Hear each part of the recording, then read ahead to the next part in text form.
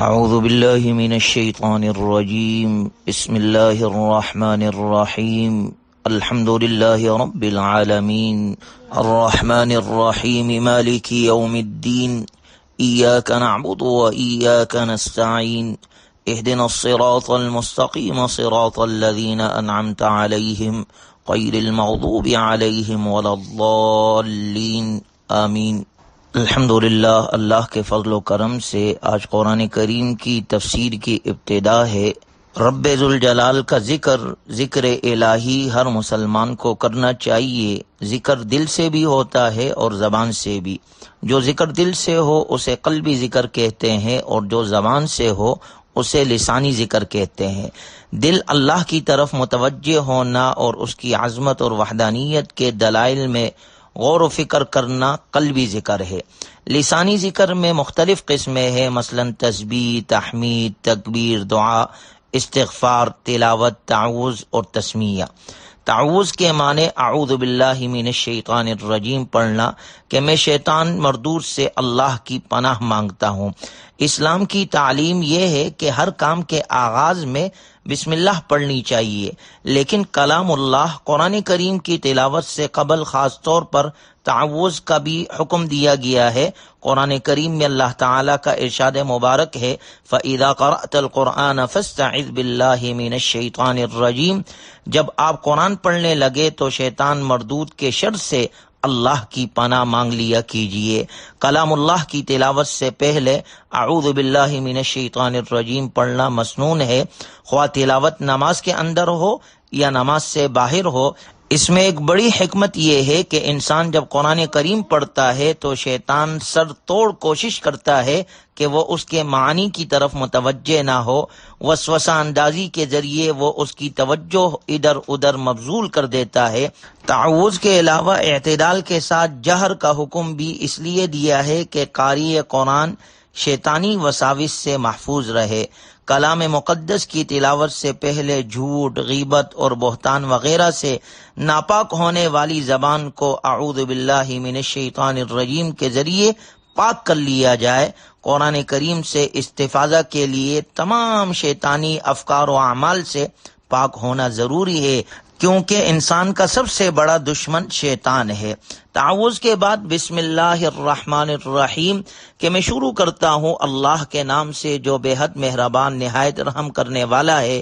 اہل جاہلیت اپنے کاموں کا آغاز بتوں کے نام سے کیا کرتے تھے، جبکہ مسلمانوں کو حکم دیا گیا ہے کہ وہ دین و دنیا کے ہر جائز اور اہم کام کے شروع میں بسم اللہ پڑھا کرے۔ بسم اللہ الرحمن الرحیم سورہ نمل کی آیت مبارکہ ہے۔ اسے سورہ توبہ کے علاوہ ہر سورت کے شروع میں لکھا جاتا ہے، لیکن اس کا مقصد دو سورتوں کے درمیان فرق و امتیاز ہوتا ہے۔ بسم اللہ الرحمن الرحیم کی فضیلت متعدد احادیث اور آثار سے ثابت ہے۔ ایک حدیث مبارکہ میں آپ علیہ الصلاۃ والسلام کا ارشاد مبارک ہے، ہر اہم کام جسے بسم اللہ سے شروع نہ کیا جائے بے برکت ہوتا ہے۔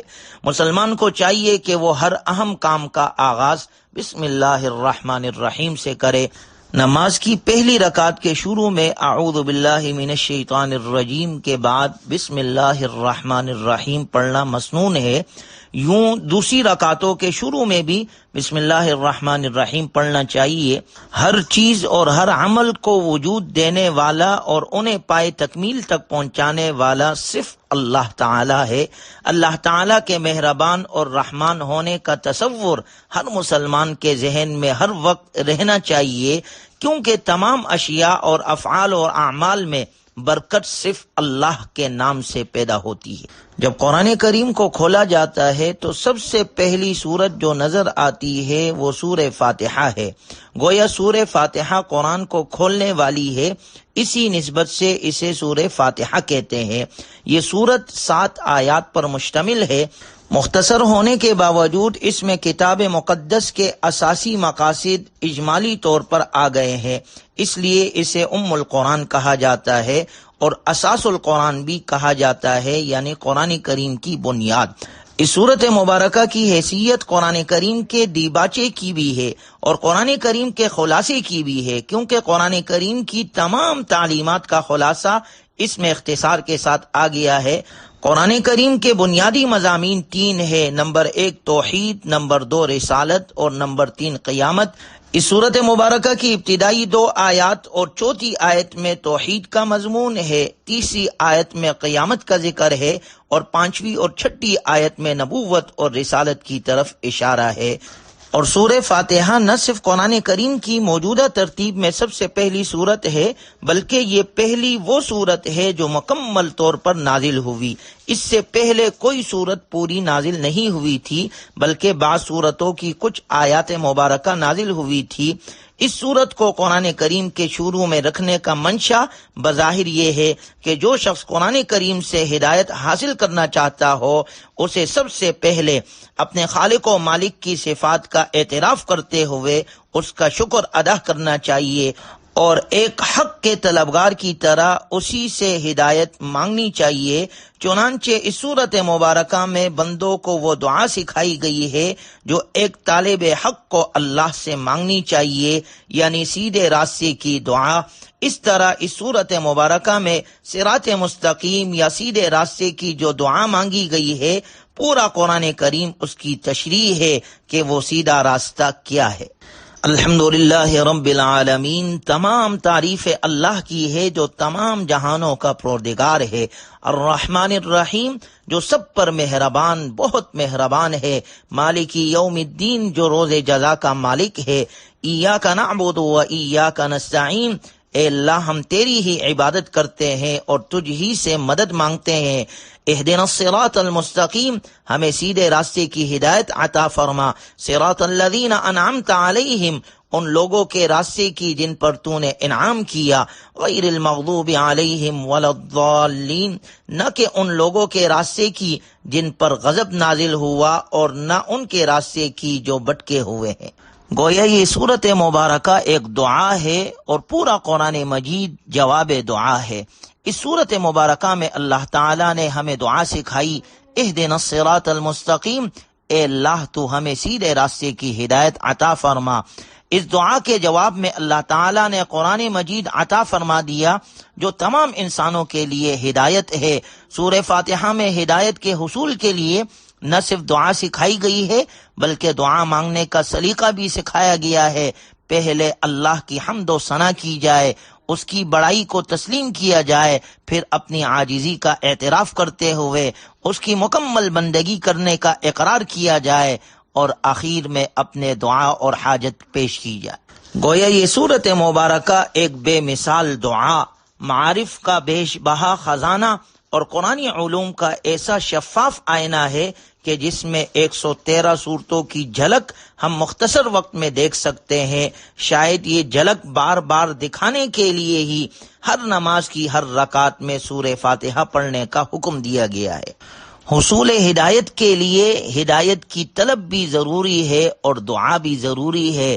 ہدایت سے استغنا اور تکبر کرنے والوں کو ہدایت نہیں ملا کرتی۔ دعا عبادت کا مغز ہے، بلکہ دعا ہی عبادت ہے، اس لیے مومن کو ہر حال میں دعا کرتے رہنا چاہیے۔ اللہ تعالیٰ کی نعمتیں جو ہم پر اور ہمارے آباء و اجداد پر ہوئی ان کا اعتراف کرنا چاہیے۔ نعمتوں کے اعتراف سے شکر کی توفیق نصیب ہوتی ہے اور شکر کرنے سے مزید نعمتوں کا دروازہ کھل جاتا ہے۔ اور اللہ تعالیٰ کی نعمتوں میں سب سے بڑی نعمت ایمان و مغفرت، نیک اعمال اور اخلاق حسنہ کی نعمت ہے۔ اس لیے اللہ تعالیٰ نے اپنے خصوصی انعام یافتہ لوگ انہی کو کہا جنہیں اس نے ایمان اور عمل صالح کی نعمت سے نوازا۔